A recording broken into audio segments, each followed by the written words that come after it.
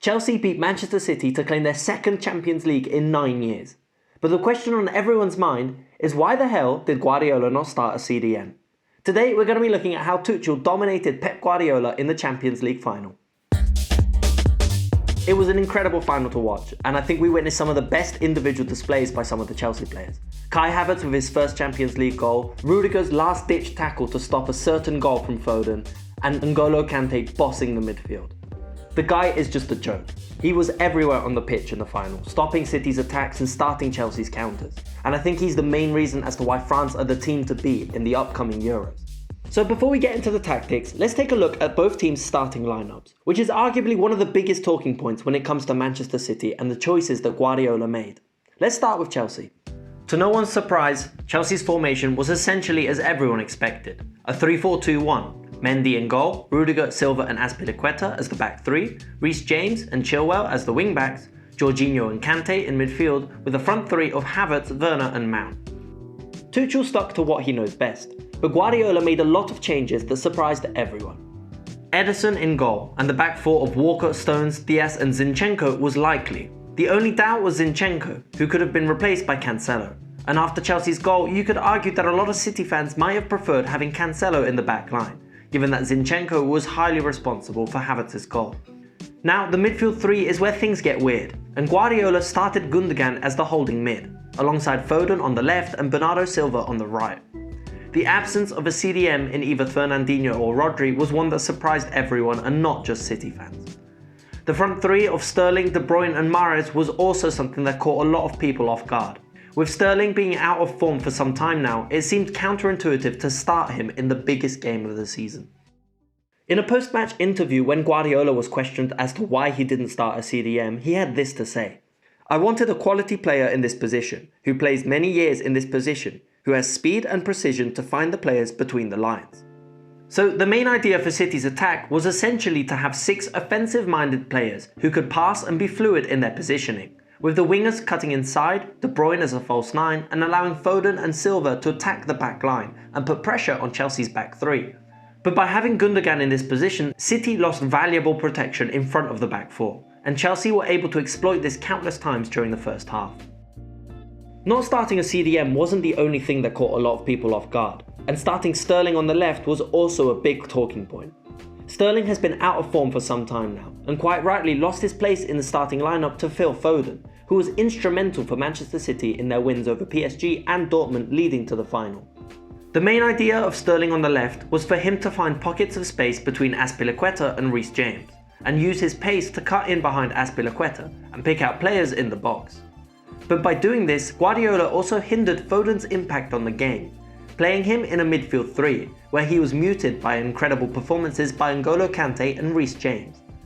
So, by not having a CDM, Gundogan, who has been excellent in a more advanced position, was forced into a more defensive role, and left the back 4 exposed to Chelsea's front 3. And with Sterling on the left, Foden got lost in a midfield battle, and wasn't able to have a big impact on the game. For Manchester City and Pep Guardiola, it was a domino effect of bad decisions. These two starting lineups already paint the picture as to how these managers approach the biggest game of the season. On one hand, Thomas Tuchel stuck to what he knows best. He played the 11 players that he knows has worked so well for him in the past. On the other hand, Pep Guardiola chose a more reactive approach, attempting to counter how Chelsea would play rather than fielding his strongest starting 11, and will now once again be heavily criticised for overthinking a very important match. Now let's take a look at how the game panned out. Straight from the start, it was clear what the game plans for both teams were going to be. City looked to dominate possession and attempt to move the ball through the lines, and to find either Mahrez and Sterling with space between the centre-backs and the wing-backs. And the first big chance of the game came from Sterling, as he was able to find space in this position, before being snuffed out by Reece James. Chelsea were also clear in what they wanted to do, and it was to hit City with incredibly quick transitions and counterattacks, and would look to feed the front 3 into pockets of space either side of the centre-backs, as we saw with a few good chances falling for Timo Werner, who has all the positioning but none of the finishing of a top-class striker.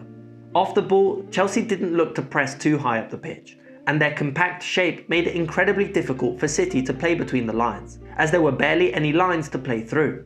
While City off the ball took a more aggressive approach to winning the ball back, playing with a very high defensive line and pressing the centre-backs as soon as possible. Now, this is something that Guardiola actually mentioned in a pre-match interview with Rio Ferdinand, where he stated that what makes Chelsea so dangerous is their width and depth that they can create as soon as they regain possession. Chelsea will have this compact block in the middle, where Jorginho and Kante will operate, with Mount and Havertz also coming deep to help out. But when turning over possession, we'll immediately have width with James and Chilwell, but we'll also have depth with Werner on the back line, forming a sort of square that covers the whole pitch, making it difficult to defend against and for Chelsea to have a lot of outlets as soon as they have the ball. Now, with Chelsea building up from the back line, what they've usually done this season is Rudiger and Silva split, as Azpilicueta will move out wide and Reece James would push further up on the flank. And Manchester City looked like they knew this would happen and attempted to counter this as much as possible. De Bruyne would be on Silva, Sterling would be on Azpilicueta, and Reece James was covered by Foden, with Gundogan ready to close the space down if Kante also moved into this area to create an overload. But Chelsea were able to use this overload as a distraction, which led to Kai Havertz's goal. Mendy chipped the ball into Chilwell, who immediately passed it to Mount as he was being closed down from Walker. Now, with Mount on the ball in this position is where we can see the true danger of Manchester City not starting with a CDM. If we take a look at Manchester City versus Chelsea in the semi-final of the FA Cup, we can see that when Mount receives the ball in this position, Fernandinho would be touch tight and would not allow him to turn and pick out any vertical passes. But with Gundogan in this position, he was caught out, as he likes to press further up the pitch, allowing Mount to turn and pick out Havertz on the run. With Mount on the ball, the whole City back line was caught in two minds. Stones steps out to close him down, and an excellent run by Werner opens the centre of the pitch for Kai Havertz to run into. It was poor from Zinchenko, but the ball from Mount was world class, and Chelsea find themselves 1-0 up going into half-time. Now, at half-time, the game was far from done, and Chelsea had lost Thiago Silva to an injury. And a few tactical changes by Pep Guardiola could have seen City get back on track in the second half. However, the first tactical change didn't come until the 60th minute, and it was another surprising change by Guardiola. A collision with Rudiger saw Kevin De Bruyne being forced off, and he was replaced, to many people's surprise, by Gabriel Jesus, and not by Sergio Aguero, where he could have had at least 30 minutes to have more of an impact on the game. And then in the 65th minute is when we finally saw the introduction of a CDM, but for Manchester City it was too little too late. Chelsea's defensive structure in the second half was one of the best I've ever seen. The compact five-at-the-back shape, with Mount and Havertz dropping either side of Jorginho and Kante, made it impossible for City to create any chances. City's main game plan remained unchanged even with two strikers on the pitch, with the formation morphing into more of a 4-1-3-2 in the final half hour of the match. There was no space down the flanks, with James and Chilwell pocketing Sterling and Mahrez, and would resort into hopeful crosses into the box. But with Aguero and Jesus outnumbered in a 3v2, there was no real threat for Chelsea, who, although seeing very little of the ball in the second half, was still the more threatening side when counter-attacking, with the biggest chance of the half falling to Christian Pulisic, who arguably should have scored to put the game to bed. And there you have it. It was an incredible performance by Chelsea, who thoroughly deserved to be champions after that game, picking up their second Champions League in 9 years. And now, as always, let me know what you think in the comments down below. Did you watch the final and did you enjoy it? And what did you think of Guardiola's choice of not starting a CDM? Let me know in the comments down below, along with any suggestions for future videos.